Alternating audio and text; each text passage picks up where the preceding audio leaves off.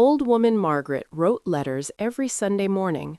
She used the same pen, the same paper, and the same quiet kitchen table by the window. She never addressed the envelopes. No names, no return address, just words inside. The village postman stopped asking questions years ago. He took the letters, he delivered them, and somehow they were never returned. Margaret wrote to her husband first, then to her sister, then to people she barely knew, anyone who had left without saying goodbye. She never cried while writing. Her hands were steady. Her words were careful, as if she expected someone to read them. One Sunday, she wrote something different. "I hope you're not lonely."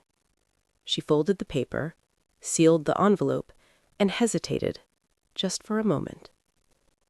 That night, she found an envelope on her kitchen table, her handwriting, but not her words. It said, "I'm not, but you will be." Margaret did not scream. She sat down and began to write back. Outside, the village slept, unaware that the dead had finally found a way to answer. Margaret did not sleep that night. The envelope lay open on the kitchen table, its paper thin and yellowed, as if it had been waiting years to be touched. The words inside did not fade. They did not change. They simply remained. "I'm not, but you will be." By morning, Margaret convinced herself it was a cruel joke. The village had always watched her, always whispered. Someone must have copied her handwriting. Someone must have wanted to scare an old woman who wrote letters no one should read.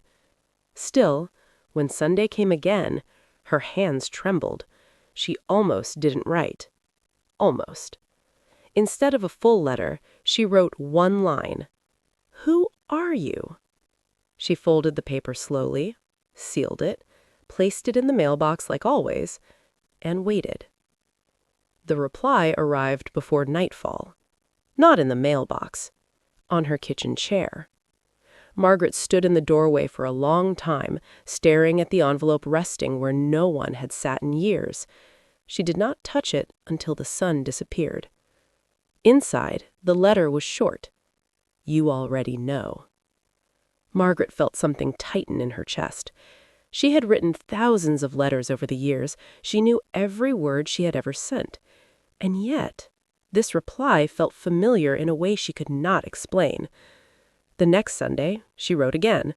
This time, she wrote carefully. "I don't understand." The response came at dawn. "You weren't meant to." That was when the village noticed changes. The postman stopped delivering letters to Margaret's house. He claimed there were none. Yet replies kept appearing. Always inside, always waiting. Neighbors began to feel watched. Lights flickered at night, clocks stopped at the same minute in different houses, and people began dreaming of unread letters stacked in dark rooms. Margaret did not tell anyone.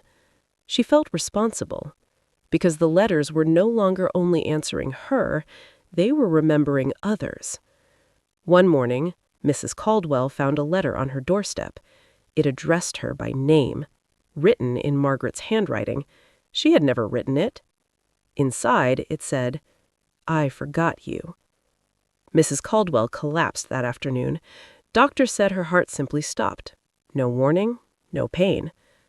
Margaret burned that night's lever without opening it. The fire burned blue. She tried to stop. She locked the mailbox. She tore up her paper. She threw away her pen. The letters continued, appearing on shelves, under plates, inside drawers she hadn't opened in years. One evening, Margaret finally wrote in anger, "What do you want from me?" The reply was immediate. "We want what you gave us." Her hands shook violently. "I only wrote words," she whispered. The letter answered, "You listened." That night, Margaret understood. The dead were not answering because she wrote. They were answering because she remembered, because she kept them present, because she refused to let them disappear. And now They refused to leave. The final letter of the week waited for her on the bed. The handwriting was hers. The message was not. You owe us one last letter. This one is about you. Margaret sat down slowly. Outside, the village bells rang for a funeral that had not yet been announced. She picked up the pen, and for the first time in her life, she was afraid of what she might write. Margaret stared at the blank page for a long time.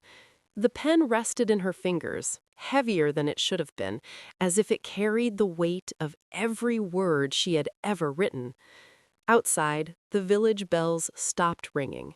Silence settled in, the kind of silence that waits. She wrote slowly. My name is Margaret Hale. The pen moved on its own after that.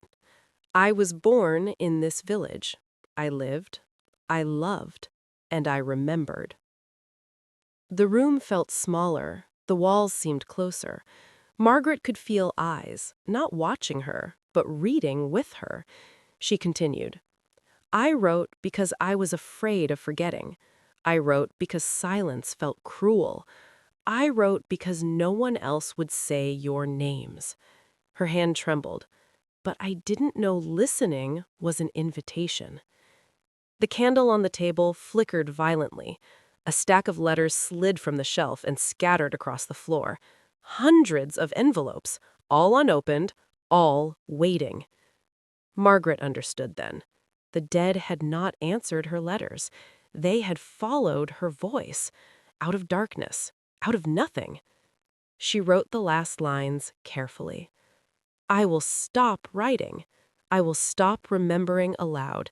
I will let you rest. The pen paused. Her breath caught. And when I am gone, no one will call you back. The moment she finished, the room exhaled. The letters on the floor faded, not burned, not torn, simply emptied. Ink drained from paper, names vanished. Margaret stood slowly. Her knees ached. Her heart felt light for the first time in years. She opened the front door. Morning light spilled in. The village looked unchanged, peaceful, normal. Margaret walked to the mailbox one last time. Inside was a single envelope. No handwriting, no seal. Inside, one sentence. Thank you for letting us go. Margaret smiled. She returned to her kitchen, sat at the table, and rested her head in her hands. The villagers found her that afternoon, seated peacefully, no pain, no fear, just stillness. After her funeral, something strange happened. The postman stopped finding letters with no address. Clocks stopped freezing at night. Dreams grew quiet. But, once in a while, someone in the village feels the urge to write, just one sentence, to someone they lost. Most don't. Some do.